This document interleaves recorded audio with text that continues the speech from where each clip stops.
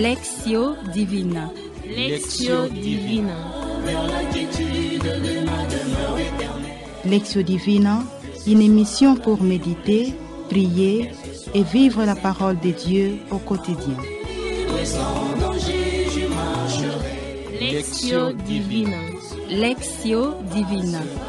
La fleur se fanera, mais la parole de Dieu jamais ne passera. Chers auditeurs, chères auditrices, nous vous saluons merveilleusement et fraternellement au nom de Jésus. Shalom, shalom, shalom, là où vous trouvez, l'heure de la méditation de la parole de Dieu est là. Ainsi apprêtons-nous pour qu'ensemble, nous puissions lire, méditer et partager la parole de Dieu. En ce 4e dimanche de temps ordinaire, l'Église Notre Mère nous propose une méditation tirée de l'Évangile de Saint Marc, chapitre 1, versets 21 à 28. Ainsi ensemble, prions. Au nom du Père, du Fils et du Saint-Esprit. Amen.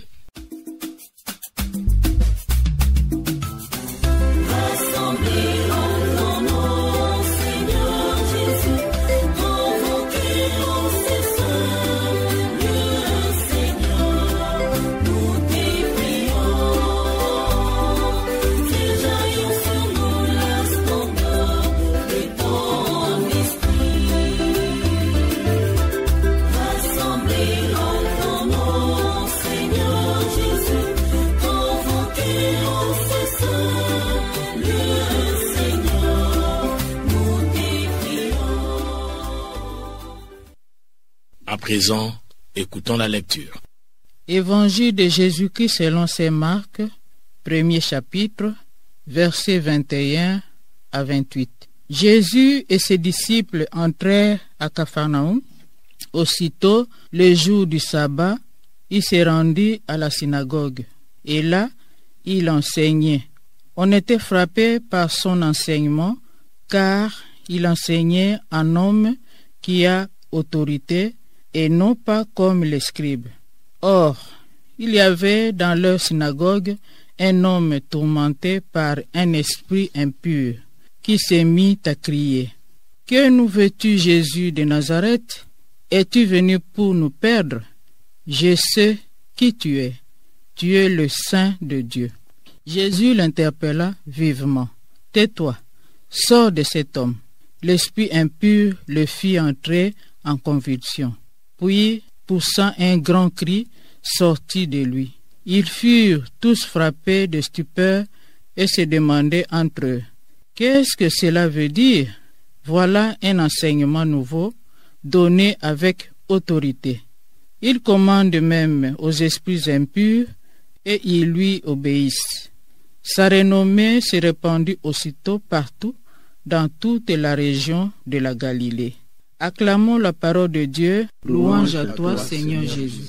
Je vous invite, chers frères et sœurs, à un moment de silence. Silence pour méditer ce que nous venons de suivre.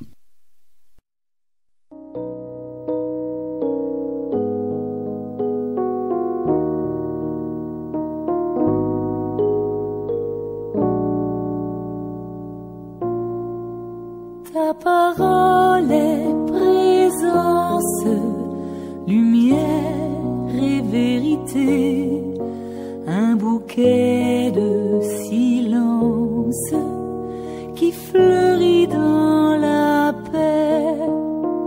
Ta parole est présence, un souffle presque rien, la fleur offerte en pleine absence, la porte ouverte d'un jardin.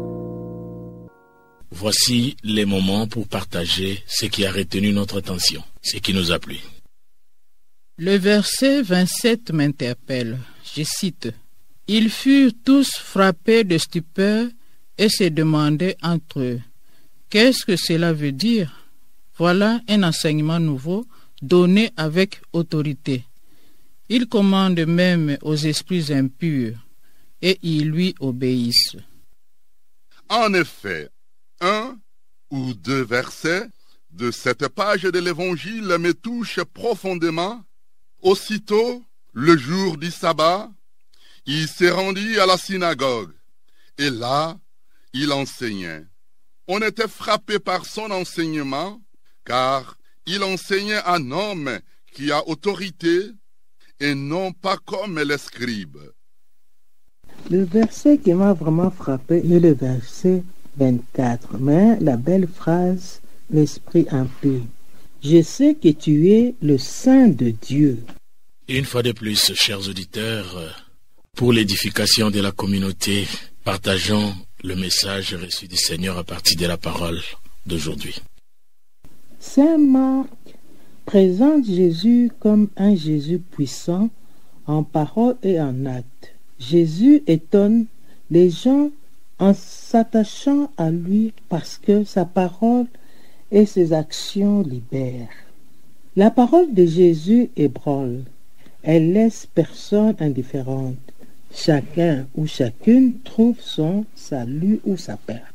L'influence directe de ce démon ou l'esprit impur que l'on attribuait alors bon nombre de maladies. Tu es le Saint de Dieu. Les premiers chrétiens ont compris que dans les guérisons opérées par Jésus, Dieu commençait à faire reculer les forces du mal en luttant contre elles sur leur propre terrain, qui est l'homme. Il arrivera à des esprits impurs de proclamer nettement que Jésus est le Fils de Dieu ou le Fils du Dieu très haut. Jésus chasse ou fait taire ces esprits plutôt qu'ils ne les contredisent. J'affirme ce qu'avaient dit ces esprits impurs. Il est le Saint de Dieu. Jésus est le Fils de Dieu, le Tout-Puissant. Parce qu'il y a eu un moment chez moi, la nuit il y avait un esprit qui nous dérangeait. C'est par le nom de Jésus que nous avons chassé cet esprit de la maison. Souvent, Seigneur, dans ma façon d'enseigner, je reste théorique. Mon témoignage de vie crée une désarticulation, l'hiatus, qui ne reflète pas mon enseignement.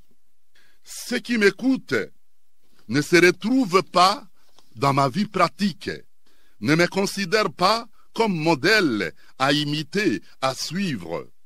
C'est ainsi que mon enseignement est dépourvu de force, dépourvu d'autorité, suite à cette incompatibilité, cette duplicité que Saint Vincent de Paul, il a souligné ça au XVIIe siècle, double vie. Souvent, j'ai une vie qui est double.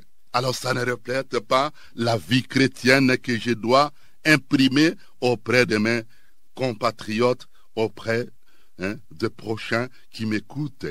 Les esprits mauvais ne peuvent pas m'obéir, car ils savent que je participe de temps en temps à des pratiques qui ne correspondent pas à la vie chrétienne, des pratiques qui ne sont pas de Dieu. Les pratiques sataniques, cela ne me donne pas force d'avoir autorité sur eux, car je ne suis pas idoine. Voilà un enseignement nouveau donné avec autorité.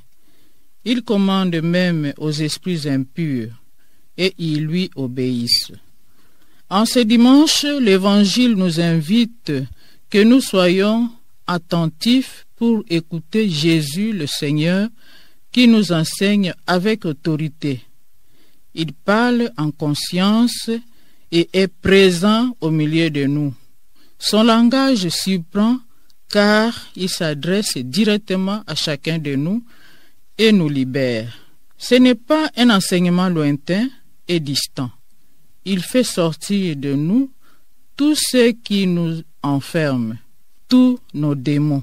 Quelles que soient nos vies et nos engagements, écoutons-le à travers son enseignement nouveau dont nous sommes appelés à nous interroger sur la place de Dieu dans nos parcours. J'ai saisi que l'autorité de Jésus découle de son identité de Fils de Dieu qui est venu pour vaincre toutes les forces du mal et établir le royaume sur terre. Amen. Dieu nous parle par sa parole que nous venons d'écouter aujourd'hui dans l'évangile de Jésus-Christ selon saint Marc, chapitre 1, versets 21-28. Voici les moments favorables pour nous de répondre à son appel, de répondre à son invitation, de répondre à son message. Car ces messages me concernent personnellement et ces messages m'est adressé individuellement. Prions. Seigneur, vous êtes le Saint de Dieu, vous êtes venu ici sur terre pour nous sauver. Comment ne pas reconnaître tes bienfaits, ta protection, ton amour et ta puissance envers nous? Sois loué et glorifié pour tous ceux qui te reconnaissent, Fils du Très-Haut, Fils de Dieu, et mettent leur confiance en toi, le Tout-Puissant, le Guérisseur, le Protecteur. Amen.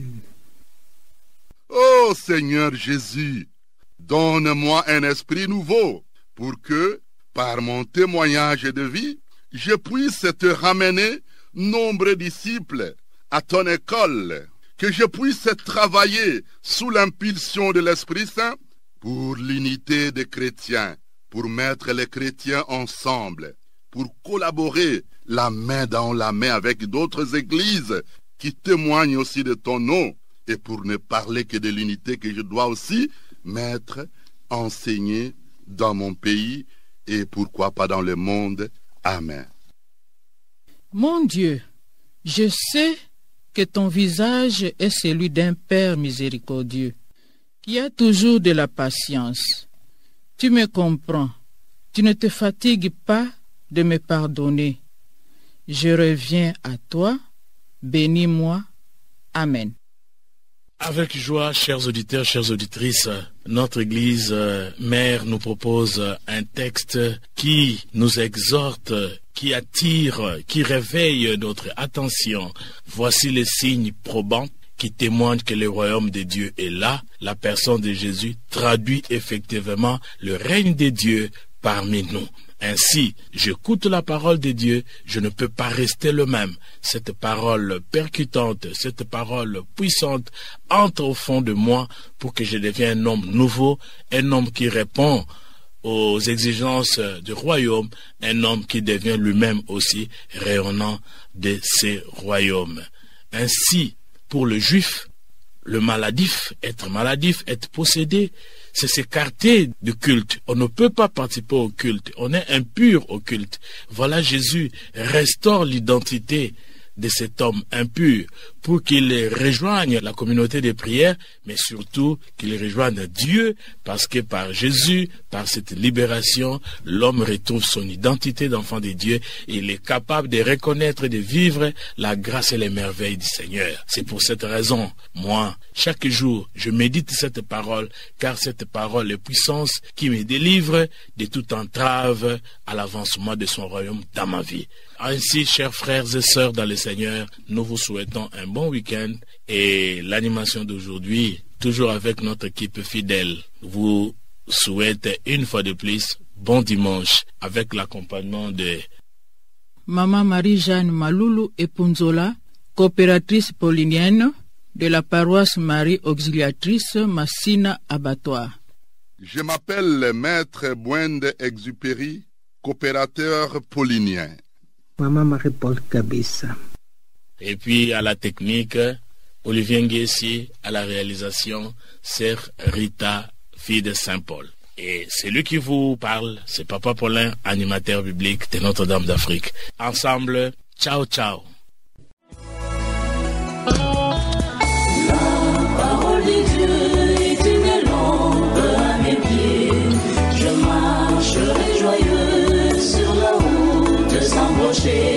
Lectio Divina. Lectio Divina. Lectio Divina, une émission pour méditer, prier et vivre la parole de Dieu au quotidien. Lectio Divina. Lectio Divina. Le se flétrira, la fleur se fanera, mais la parole de Dieu jamais ne va. passera.